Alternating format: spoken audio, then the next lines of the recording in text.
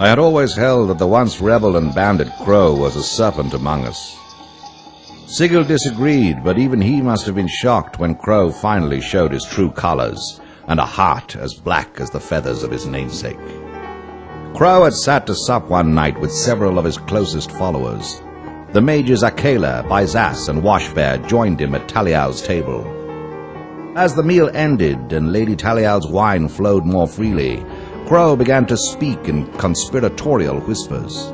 "We are the backbone of the Rune Guard. No others can equal our magical power. Why should we settle for the scraps from Sigil's table when we could dine from it ourselves?" The three mages of Kaun were shocked. As one they rose, voicing their disbelief at Crow's suggested treasons. Tiring of the argument, Crow left with a curse, vowing loudly to avenge himself on all who stood against him. Determined to restrain their lord, the three rushed after him, shouting at him to stop and be taken before Sigil and receive his justice. Crow turned to confront his pursuers, viciously launching deadly spells at his erstwhile followers.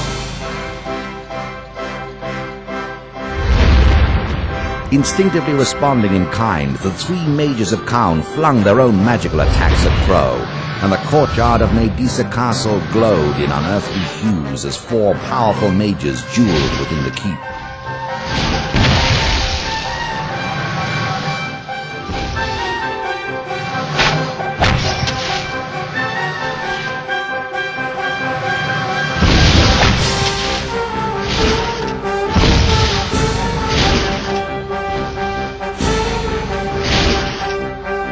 Afraid that his life was forfeit, Crow turned tail and ran, disappearing into the mountains.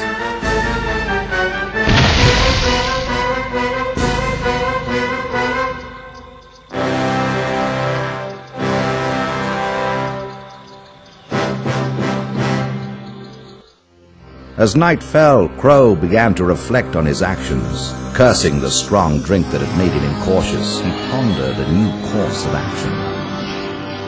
Crow knew the location of an ancient stone that would make the fearsome weapons that many of the Rune Guard carry burn with flame, a secret that he had harbored against the time when he would have to buy Sigil's favor. Now seemed like such a time. Hoping to bargain the stone for forgiveness and reacceptance into the Rune Guard, Crow entered the ancient Yahanan vault in search of his salvation.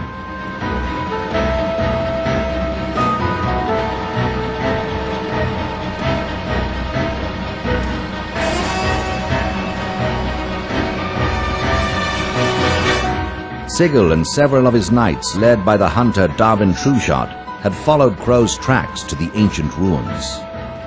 Much of the internal flooring had rotted over the centuries, leaving expanses that had to be jumped. A long fall and swarms of zephyrs awaited anyone unlucky enough to miss his footing.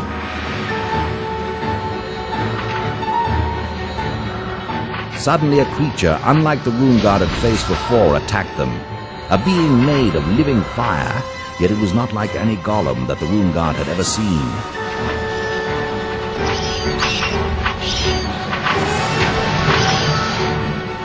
These creatures, nicknamed Flamers by the always flippant Tarrant, hounded the Rune Guard as they made their perilous way to the apex of the tower, confident that the fugitive Crow was there, but there was nowhere else for him to go.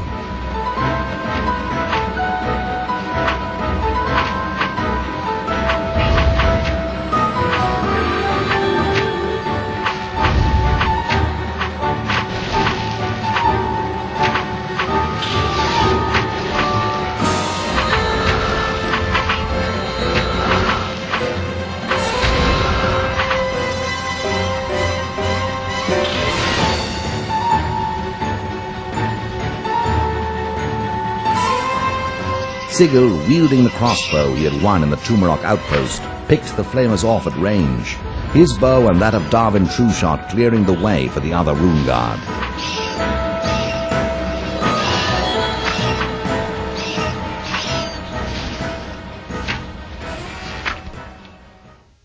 Crow was surprised by the appearance of the Rune Guard. Raising his hands and yelling protestations of peace and repentance, Crow, so brave against the base beasts of Derith, not turn craven in the face of the Rune God's wrath. Sigurd fixed Crow with an icy stare as he sighted his crossbow at him. "You are forgiven, Crow, for no real harm was done, and the treasures found here will help our quest. Pledge yourself once more to me, but beware, betray me again and you will find that my mercy is not infinite." A grateful Crow fell to his knees, praise and thanks flowing from his lips. I still question Sigurd's judgment with regards to this man. Hopefully, I'm wrong.